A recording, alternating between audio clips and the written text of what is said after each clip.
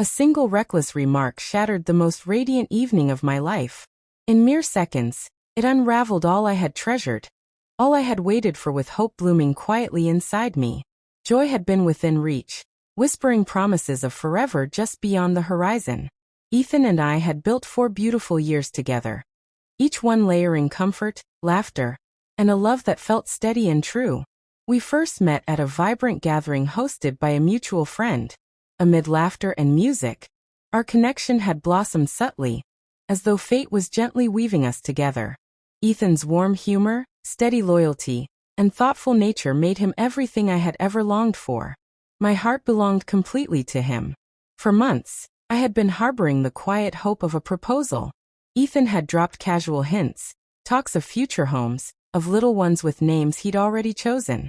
I'd smile each time, playing along outwardly while my heart dared to dream more vividly in secret.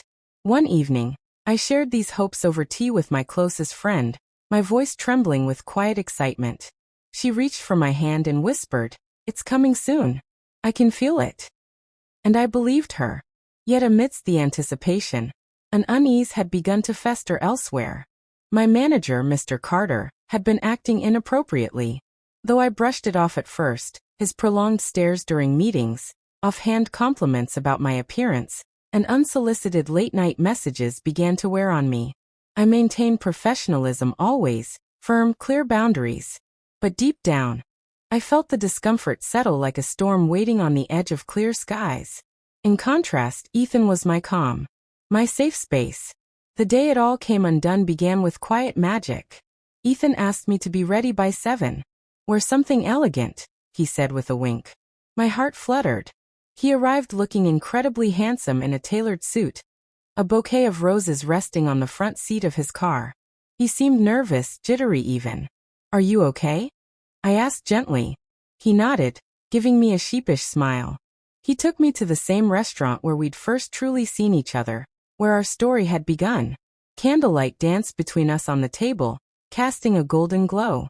As he slipped off his coat, I caught a glimpse of a small velvet box in the inside pocket. My heart raced. Tears gathered at the corners of my eyes, and I knew, tonight, he would ask. But just before the moment could arrive, his phone buzzed. He checked it, and in a blink everything shifted. His expression darkened, his gaze heavy as he looked back at me. "It's from your boss," he said, voice low and tight. I leaned in, confused, as he tapped to play a voicemail. Mr. Carter's voice filled the space between us. "You're a lucky guy, Ethan," he said, laughing. "But if I wasn't her boss, well, things might have gone differently. Those late nights weren't always about work, if you know what I mean." My body froze. "What?" I whispered, disbelieving. Ethan's eyes locked onto mine, guarded now. "What is that supposed to mean?" he asked, his voice colder than I'd ever heard it. "I don't know," I choked out. "I swear, Ethan, I have no idea why he'd say something like that. It isn't true. Nothing ever happened." My voice trembled. "He's been acting strange. Maybe he thought it was a joke. I didn't encourage it. I never would." His jaw tightened. "Then why would he feel like he could say that?" he pressed. "I don't know," I repeated helplessly. "I thought he was being inappropriate lately, but I never." I reached for Ethan's hand, but he pulled back. The hurt in his eyes cut through me. "I was about to propose to you," he said quietly. "Do you understand what it's like to hear that, right before this?" My heart was breaking. "Please don't let this ruin everything we've built," I whispered through tears. "Don't let one man's twisted joke destroy us." He stared at the little box now resting on the table, then slowly rose from his seat. He picked up his coat and tucked the ring back into his pocket. "I need time to think," he murmured. And just like that, he walked out, leaving me behind in a room full of strangers and flickering candles that now felt cold and cruel. That night, I was consumed by rage. I called Mr. Carter. "What did you say to Ethan?" I demanded. He laughed unbothered. "Just a joke," he said, amused. "Didn't think he'd take it seriously." "It's not funny," I snapped. "You've wrecked something precious." His voice turned smug. "If he's that insecure, maybe he wasn't right for you in the first place." I ended the call, my hands shaking with fury. The very next morning, I went to HR and filed a formal complaint, presenting the voicemail as evidence. They took it seriously. He was suspended pending investigation, but none of it brought peace. All I wanted was Ethan.